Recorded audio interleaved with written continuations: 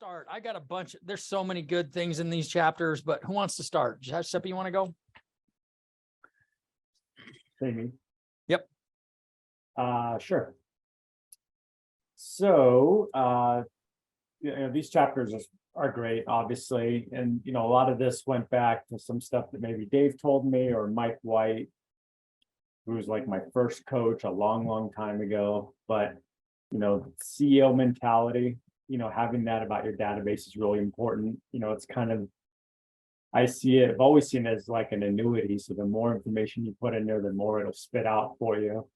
And just kind of learned early on that if you're careful about the data integrity in there, birthdays, notes that you leave in there, notes on conversations, it's just going to pay off. So just have to be fanatical about keeping the data accurate. And so, I always kind of saw the database as like part of a retirement plan, because Mike White had mentioned a long time ago that if you end up becoming some super producer and you have a really good database and you can prove that it generates business, you'll have some opportunity to sell that book of business to someone at the end of the day, whether it's a team member that you've groomed, right, or someone else, depending how big it is. And so, for any skeptics about how important it is, when I just look back at like the last 6 years, last year sucked. I think it sucked. So I still had 56 loans, which was about 300 grand in income just from repeat clients, right? And past clients. When you look at 2021, there was 300 loans. So that was like $1.5 million of income that these people, I'm just like calling them for their birthday and doing annual reviews, and that's it. So from, I would say over the past 7 years, it's probably been an average of about 100 loans a year, 100 to 150 loans a year that are repeat clients that come back just because, we're staying in touch minimally. And so keep the data in there and keep calling people on their birthday and keep doing the annual reviews, make the phone call instead of sending emails. And 20 years later, I hope you have the same kind of results. All right, we can end the call right now. We're good. So that's as good a testimonial as I can possibly give you. Some of the success stories are when I see the last name of a borrower that I did a loan for when my first 3 years in my career, that either Jacqueline or Hobber or Giuseppe is now doing a loan for. And I was like, oh my God, is that so-and-so? And then I'll reach out and I'll call them. And because I always part of this was I always really liked my clients. And so it's just nice to see that. And it is an annuity. And when I tell you that every loan is worth 10 more loans, every loan is worth 6 more loans, or whatever your number is, that's the whole point of this. You do not have to prospect like a freak your entire career. You will have to prospect like a freak when you start in this business. But it isn't forever. It's just for now. And even though the reason that, Giuseppe's back out prospecting again right now is it's a different time, it's a different season, and there's still plenty of opportunity. And your referral partners are always going to evolve on you. But if you're committed to this on the database development side, you're always going to have an opportunity for it's amazing, because you'll wake up every year, and he just told you this. He wakes up every year on January 1st, knowing that there's going to be a certain percentage of volume that he's going to get no matter what. And just because he stayed in touch, and that's huge. So Jay, what's up? For me, with all the prospecting we've been doing and cold calling real estate agents that I've never even met or just kind of touched on social media, like looking at my prospect database as a pyramid, that was something that resonated with me and where I'm at in my prospecting, and trying to put them in different spots along the pyramid, as far as like where I'm at with them, what I think could be next with them, and how I'm going to grow with them. And then something in chapter 12 talking about engaging prospects, that it takes 20 to 50 touches with somebody that you have little to no familiarity with versus 1 to 10 with somebody who's a warm lead or a past client or a referral or anything like that. So help put things in perspective for me. Right on. Well, Giuseppe said it too, like the more information that you have in that database, the better the database gets, because you're going to be able to filter. It's easier to filter, right? It becomes just that much easier to like focus on who's on my hot list. Ninja Selling talks about this. Who's on your hot list? Who's on your warm list? And so who's going to move in the next 6 months? Who's going to move in the next year? That's what that database does for you. You don't have to work. This one recruit that I met with yesterday, he's been in the business since 2012 and he's never had a fucking database. I'm like, are you fucking kidding me with this? And I was like, well, he goes, I use OneNote. And I go, you just keep track of stuff in like a spreadsheet. Like, what are you doing? And why aren't you leveraging a database? And think about how much money he's left on the table over the years because he's trying to remember everything. You can't remember everything. There's too much to do. There's too much to remember. The database remembers for you. And if if it's not in Salesforce, this Dennis conversation yesterday, if it's not in Salesforce, it didn't happen because you're not going to fucking remember you're supposed to do something. Okay. So anyway, Dennis, go ahead. I teed you up. That was too easy. Yeah. Well, I mean, the book, obviously utilizing the database, I have a lot of history in database structure, certifications in certain data sets. And so it's almost embarrassing. It's like the carpenter's house is never done. And the fact that I'm so far behind in my utilization of the database it's embarrassing, but it's fixable. It's not like I have a million records. I was a direct benefactor of exactly what Giuseppe said about a large database that can just churn. And so, I mean, I did really well in 2020 and 2021 because of the large volume in our database. So that is my focus, clean that up, get accurate about it, be consistent, block the time to put all the data information in there. Doesn't matter who it is or what the contact is, track it so I know what the hell I'm doing.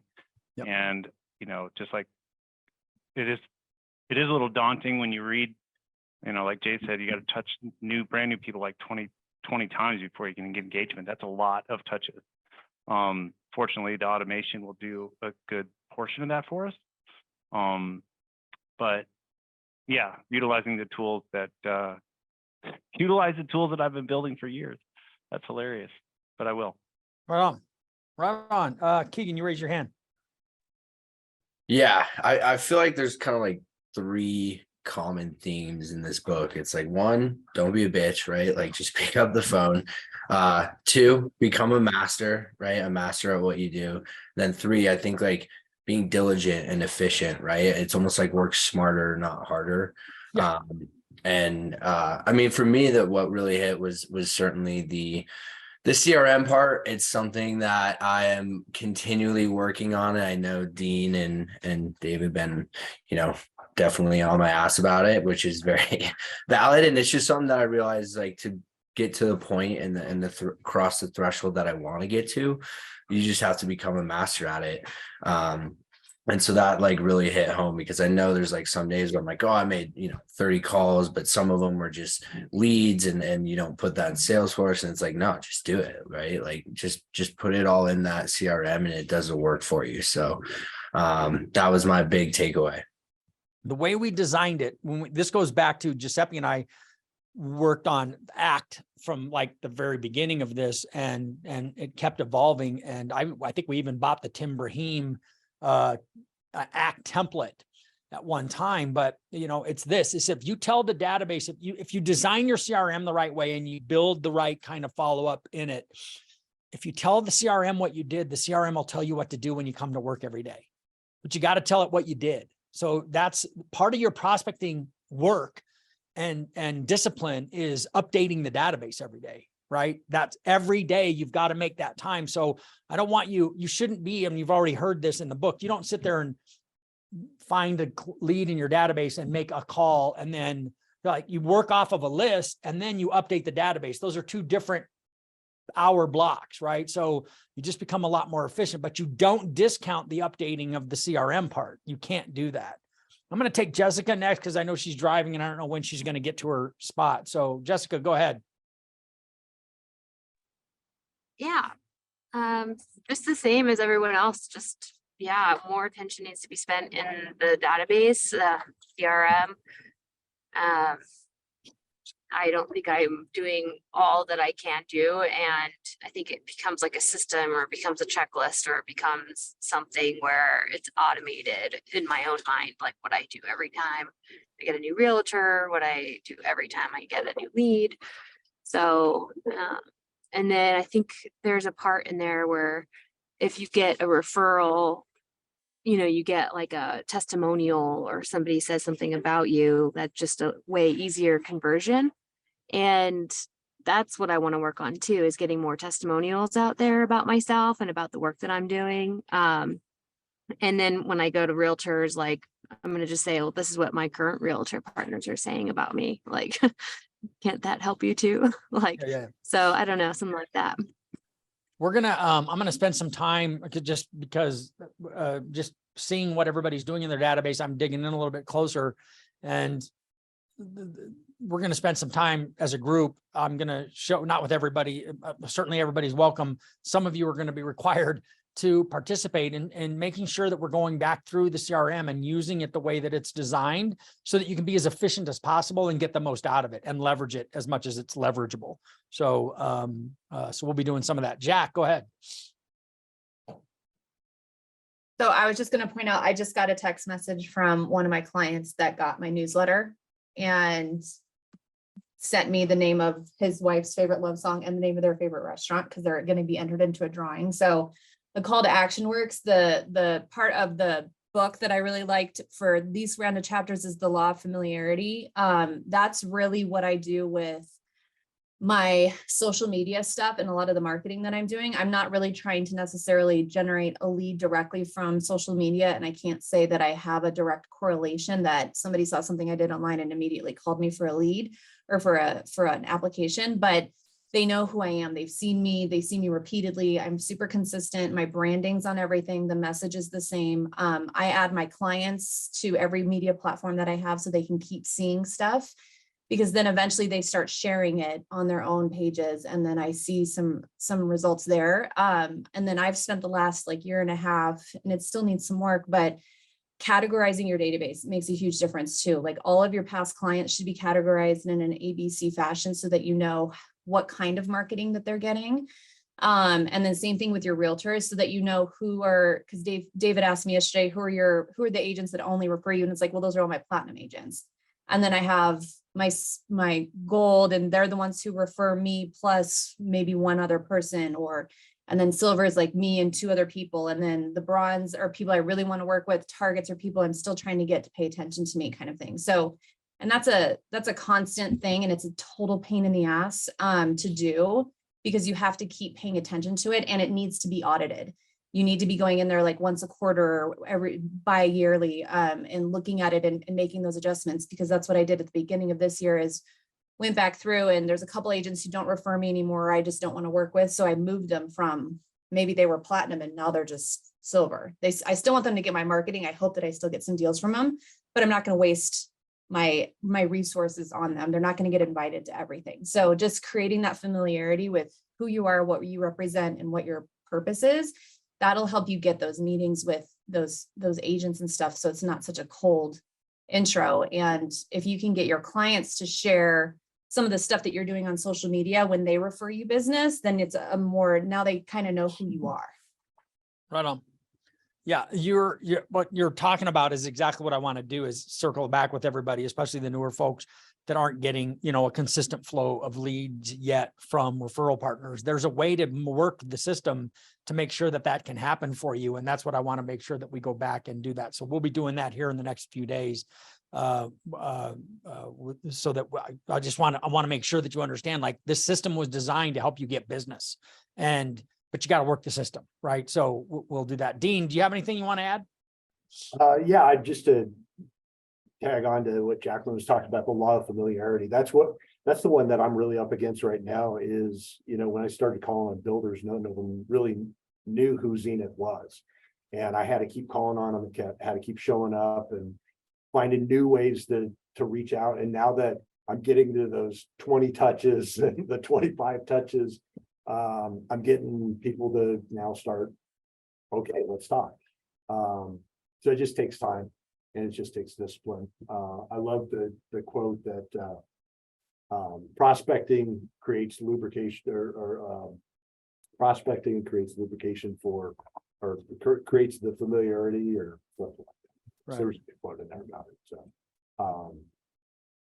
but the more familiar they are with you, and that's prospecting, is just getting out and knocking on doors or calling people or sending them a note or catching them on social media. It's all the different ways that you reach out. And it's actually easier now than it was 20 years ago before social media and some of the platforms existed.